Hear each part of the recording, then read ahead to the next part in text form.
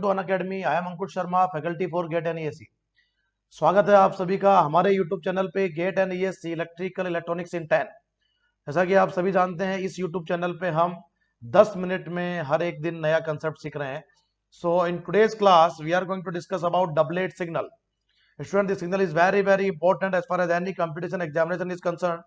सो आज की क्लास में हम देखेंगे कि डबलेट सिग्नल क्या है और कुछ प्रॉपर्टीज की भी बात करेंगे, और इसके अपकमिंग सेशन में हम इस पे और इंपॉर्टेंट प्रॉपर्टीज बात करेंगे, डबलेट सिग्नल के प्रॉपर्टीज का, और प्रैक्टिस क्वेश्चन भी बात करेंगे। Before going to start student, फटाफट से मैं अपने आप के बारे में इंट्रोड्यूस कर दूं। I am Ankush Sharma, faculty for GATE and ESC. I am having 9+ year teaching experience for GATE and ESC. I have been mentored more than 20,000 students for GATE and ESE in 30+ cities of India। और भी पूरा कुछ आप detail में पढ़ सकते हैं student. Because ये वीडियो 10 मिनट का है तो फटाफट से मैं कंटेंट की बात स्टार्ट करता हूँ। Student, you can follow me on the Unacademy platform. This is the link of my profile and you can contact me on this number for any confusion, any query regarding daily life classes. Okay, so my dear student, doublet signal क्या है सबसे पहले बात करते हैं। When we differentiate the impulse signal, this is the representation of direct delta function. Direct delta function को आप बोलते हो impulse signal. So student, when you differentiate, you know that whenever they integrate, the impulse signal is nothing but the step signal. So integration of impulse signal is a step signal, but when you derivate this signal, so the differentiation of impulse signal is nothing but one doublet signal, that is one doublet signal. Okay, so my dear student, if you will make the diagram of del t function, so I hope you have watched my previous video where I have discussed about impulse signal. So practically impulse signal is represented by a very small rectangular pulse. It is represented by a very small rectangular pulse which is having inverse width and height property. So student, if we have a width of this rectangular pulse minus tau by 2 to plus tau by tau, then the overall width is nothing but tau, and as far as impulse signal is concerned, it having a inverse width and height property. It is having inverse width and height property. It means height is nothing but 1 by tau. So that is why student, the impulse signal is always having a unity area property. So minus infinity to infinity, del t dt will be always equal to 1, that we have discussed in the last classes. But in today's class, if you differentiate this pulse student, if you graphically want to differentiate this, then the first thing that you should remember, the integration of step pulse is ramp, and the differentiation of step pulse is nothing but impulse function. Okay student, so ideally अगर ये rectangular pulse है और मैं graphically इसको differentiate करना चाहता हूं, मैं मान रहा हूं कि ये प्रैक्टिकली रेक्टेंगुलर पल्स है, very small rectangular pulse, it is very near to zero actually. तो जब आप इसको डेरिवेट करोगे टाइम डोमेन में, जरा बताइए, यहां से लेके यहां तक का एक स्टेप दिखेगा, उसका एम्पलीट्यूड 1 by tau दिखेगा। तो जब आप minus tau by two location पे होंगे स्टूडेंट, तो यहाँ पे एक आपको राइजिंग इंपल्स दिखाई देगा। वो राइजिंग इंपल्स का वेट है 1/tau। इस राइजिंग इंपल्स ने यहां तक से लेके यहां तक वाले सिग्नल को डिफरेंशिएट कर दिया है। अब जब आप यहां से खड़े होकर देखेंगे स्टूडेंट, कोई स्टूडेंट अगर यहां से देखेगा इसको सॉरी, तो आपको ये एक डिक्रीजिंग स्टेप दिखाई दे रहा है। और ये प्रैक्टिकल की बात कर रहे हैं, आइडियली तो आपको पता है 0 पे इंफिनिटी जाएगा, because as soon as tau value become 0 ना, the height is 1/0. So impulse signal को अगर ग्राफिकली रिप्रेजेंट किया जाए तो आइडियली मैग्नीट्यूड 0 होगा, when t मैग्नीट्यूड इंफिनिटी हो जाएगा, when t equal to 0, when t is not equal to 0, the answer is 0.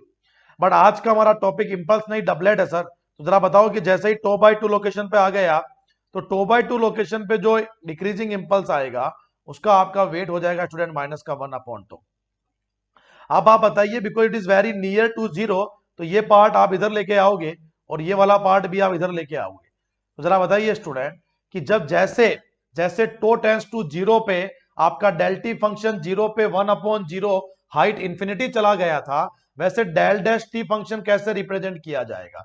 तो अगर डेल डैश टी को फंक्शनली लिखना चाहोगे तो टी इक्वल टू 0 पे जब ये नियर टू 0 आ जाएगा, मतलब ये यहां पे आएगा सर, ये जो फर्स्ट फंक्शन है इसको आप इस तरह से ट्रेवल कर रहा है, ये जो फंक्शन है ये आपका इस तरह से ट्रेवल कर रहा है, इधर ये भी इधर ट्रेवल कर रहा है, ये वाला इधर ट्रेवल कर रहा है। तो जब दोनों आपस में पास पास ट्रेवल करेंगे तो एक टाइम पे ये 0 पे आ जाएंगे, और जब 0 पे आएंगे तो 1/0 मैग्नीट्यूड प्लस इंफिनिटी भी होगा, एंड यहां से मैग्नीट्यूड 1/0 मतलब ये माइनस इंफिनिटी भी होगा। तो स्टूडेंट डबलेट फंक्शन का रिप्रेजेंटेशन ये है कि at t equal to 0 it will contain infinity and minus infinity values. Okay, so this is the ideal case, but practically we can say that is having a two rising impulses and falling impulses having the height 1/τ and τ, where the location is minus τ by 2 to plus τ by 2. Is this okay, student? Now tell me what is the area property for the doublet function? Minus infinity to infinity del dash t into dt. Student tell me, अगर आप area निकालना चाहोगे तो ये positive 1/t और ये minus 1/t हमेशा एक दूसरे को कंपनसेट करेगा स्टूडेंट। सो कंपनसेट करने की वजह से area property of doublet function is always 0.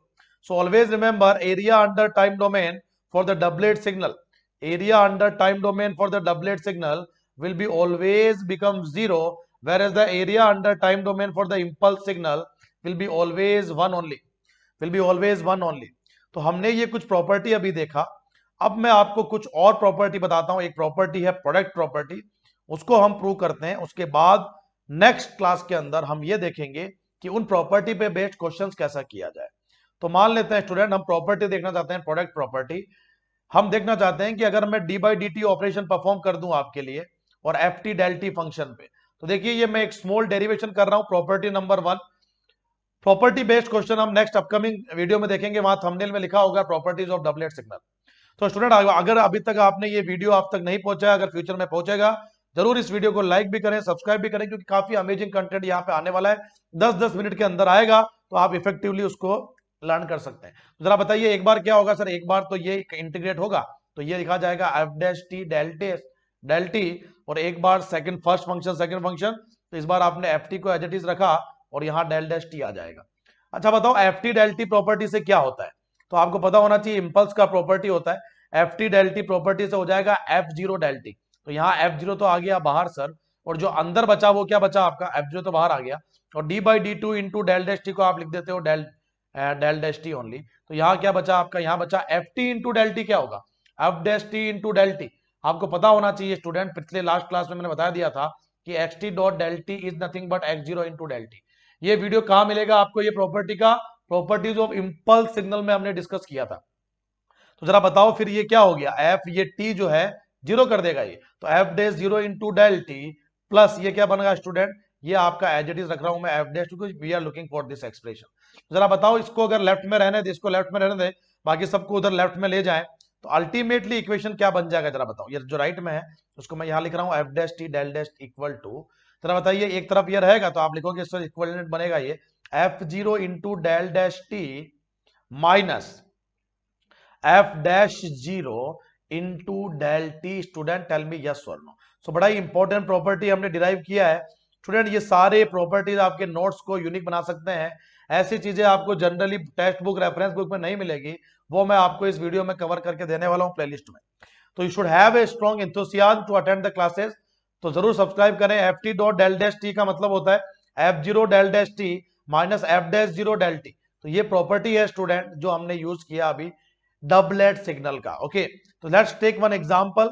अगर मैं एक एग्जांपल लेता हूं और आपसे पूछता हूं कि कैसे सोल्व किया जाए इसको, लेट अस एज्यूम दैट मेरा एग्जांपल है x t equal to t square del dash t, कोई पूछ ले आपसे तो क्या लिखोगे आप। अब sir f t del dash t property ये बोलता है कि आप पहले कर दो सर एफ जीरो, यहां पहले कर दो आप f zero into del t. देखो यहां क्या लिखा है f zero into del dash t, और माइनस लिखा है आपके लिए यहां, बोलिए माइनस क्या लिखा है स्टूडेंट। सेम प्रॉपर्टी थोड़ी देर पहले आपने देखा था कि F T dot del T था, तो जरा बताइए कि यहां पे आपको F zero del T minus का F dash zero into del T लिखा है। तो जरा बताओ स्टूडेंट कि किस तरह से फॉर्म करेंगे।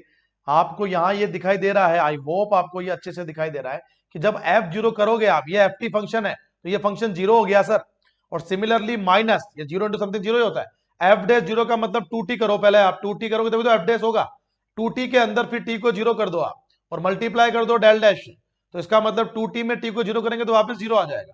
तो आंसर जीरो माइनस जीरो मतलब अल्टीमेट आंसर आपका जीरो रहेगा student. So that's all from this video. अच्छा लगा तो जरूर लाइक करें, और लाइव एएन के code you can use to get the subscription my dear student. We will meet in the next upcoming class. To get more videos you can subscribe the channel student. Okay, so that's all from this video student. मिलेंगे upcoming class में और भी अच्छे